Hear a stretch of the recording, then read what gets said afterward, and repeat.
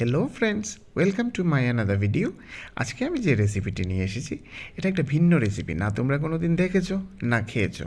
মিষ্টি কুমড়োর বিচি দিয়ে আলু দিয়ে মাছের ঝোল। হ্যাঁ বন্ধুগণ, মিষ্টি কুমড়োর বিচি দিয়ে মাছের ঝোল, তা কিন্তু যে সমস্ত মাছের ঝোলে আজ অবধি আমরা খেয়েছি তার থেকে সবচেয়ে স্বাদ এই রেসিপি।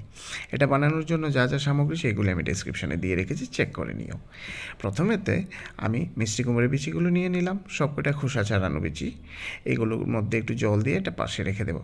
বন্ধুগণ, এটাকে কিন্তু বাড়িতে অবশ্যই করতে হবে, প্রয়োজনে বছরে একবার করো, কিন্তু এটাকে করতেই হবে।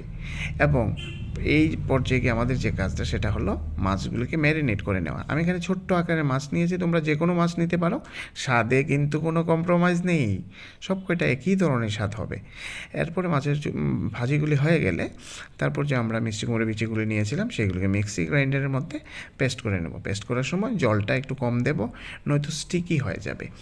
সেই পেস্টটার তারপরে আমরা দিয়ে দেবো একটু হলুদ গুঁড়ো দিয়ে এর পরবর্তী পর্যায়ে আমরা এই পেস্টটার মধ্যে দিয়ে দেবো একটু পরিমাণ মতো নুন দিয়ে এটাকে আবারও একটু ঠিক ডোটাকে এভাবে আমরা একটু নেড়ে চেড়ে এই পর্যায়ে এসে এটাকে 5 মিনিটের জন্য পাশে রেখে দেব। তারপর আমরা যে আলুগুলি ছিল সেই আলুগুলিকে ভেজে নেব। বন্ধুগণ, মনে রাখতে হবে এই রেসিপিতে কিন্তু আমরা ভারী কোনো মশলা বা কোনো হাই ফ্লেভারের মশলা ইউজ করব না, নয়তো মিষ্টি কুমড়োর বিচির যে ফ্লেভারটা সেটা আমরা পাবো না।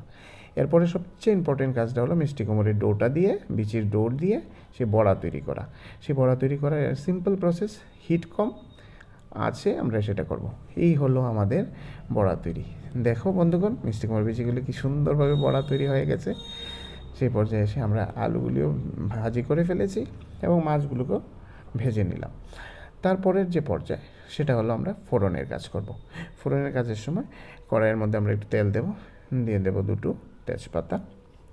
তারপর আমরা দিয়ে দেব এখানে পেঁয়াজ কুচি দেওয়ার পর যতক্ষণ না পর্যন্ত এটা ব্রাউন কালার না হয় ততক্ষণ অবধি আমরা একটু লো মিডিয়াম হিটে এটাকে ভেজে নেব। তারপর ব্রাউন কালার হয়ে গেলে আমরা এটার মধ্যে দিয়ে দেব আদা বাটা 1.5 চামচের মতো। এখানে বন্ধুরা আমরা রসুন বাটা কিন্তু ইউজ করছি না, কারণ তার ফ্লেভারটা হাই ফ্লেভারে কিচ্ছু ইউজ করব না। তারপর আমরা দিয়ে দিচ্ছি পেঁয়াজ বাটা 2 চামচ। তারপর হালকাভাবে এটাকে ভেজে নেব। এরপরে আমরা দিয়ে দেবো এটার মধ্যে একটু কাঁচা লঙ্কা বাটা, যে যতটুকু লঙ্কা পছন্দ করে সেই পরিমাণে লঙ্কা বাটা এখানে দিয়ে দিলে তারপর সেটাকে একটু ভেজে নিয়ে তারপর আমরা একটা মশলা দিয়ে দেবো, একটা তৈরি করা মশলা, আস্ত জিরা, আস্ত ধনিয়া এবং আস্ত মিষ্টি জিরা 3টাকে মিক্সি গ্রাইন্ডারে পেস্ট করে দিয়ে দেওয়া হয়েছে। তারপর আমরা পরিমাণ মতো দিয়ে দেবো একটু হলুদ গুঁড়ো, 1.5 চামচের মতো হলুদ গুঁড়ো দিয়ে দেওয়া হয়ে গেল।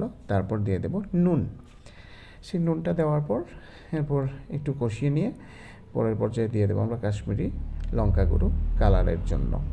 সেটা দেওয়ার পরে আবারও কষিয়ে এই পর্যায়ে এনে দিয়ে দেবো জলটা একটু পরিমাণ মতো দিতে হবে, খুব বেশি দিলে হবে না। তারপর এটাকে জাল করে নেব মিডিয়াম হিটে। এরপর পরপর আলু, ভেজে রাখা বড়াগুলো এবং মাছগুলো দিয়ে দিলাম। তারপর অ্যাটলিস্ট 10 মিনিটসের মতো আমরা মিডিয়াম হিটে সেটাকে জাল করতে থাকবো। বাস, যখন গ্রেভিটা ঠিক হবে মোটামুটি আমাদের রান্না শেষ।